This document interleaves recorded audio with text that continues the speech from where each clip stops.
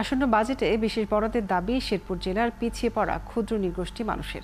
নেতারা বলছেন, সমতল অঞ্চলের ক্ষুদ্র নৃগোষ্ঠীদের জন্য কোনো বাজেট রাখা হয় না, অথচ পার্বত্য অঞ্চলের জন্য কয়েক হাজার কোটি টাকার বাজেট রাখা হয়, যা এক ধরনের বৈষম্য।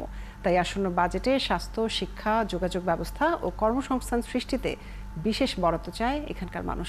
শাকিল মুরাদের তথ্য ছবিতে প্রতিবেদন। শেরপুর জেলার শ্রীবর্দী, ঝিনাইগাতি ও নালিতাবাড়িতে ১০০ বছরেরও বেশি সময় ধরে বসবাস করছে গারো, বর্মন, হদি, কোচ, হাজং, ডালু, বানাই সম্প্রদায়ের প্রায় ৬২,০০০ মানুষ। পুরো জেলায় সরকারি বেসরকারি নানা উদ্যোগের পরেও এখনও পিছিয়ে আছে সীমান্ত এলাকার উন্নয়ন। বেহাল রাস্তাঘাট, শিক্ষা ও স্বাস্থ্য খাতেও উন্নয়নের ছোঁয়া লাগেনি। অবকাঠামো উন্নয়নের পাশাপাশি কৃষির বাইরে কর্মসংস্থান, মেডিকেল কলেজ ও সরকারি বিশ্ববিদ্যালয় স্থাপনের দাবি এলাকাবাসীর।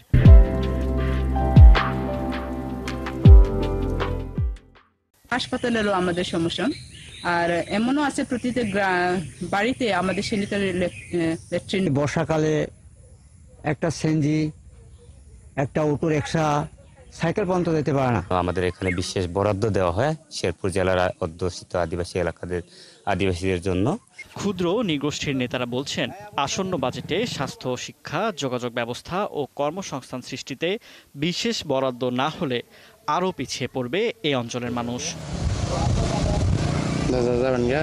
পৃথক একটা হলো বরাদ্দ, বিশেষ বরাদ্দ, যে বরাদ্দের মধ্য দিয়ে আমাদের আদিবাসীরা স্বাস্থ্য এবং শিক্ষা ক্ষেত্রে অগ্রগামী যেন হয়।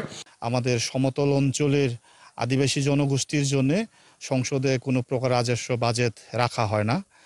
অপরদিকে আবার পার্বত্য চট্টগ্রাম অঞ্চলের জন্য কয়েক হাজার কোটি টাকা রাখা হয়। এটা বৈষম্যের আচরণ আমরা মনে করি।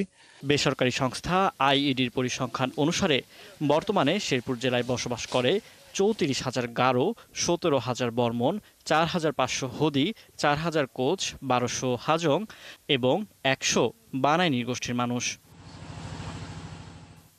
ফারদিন নীরব, ৭১।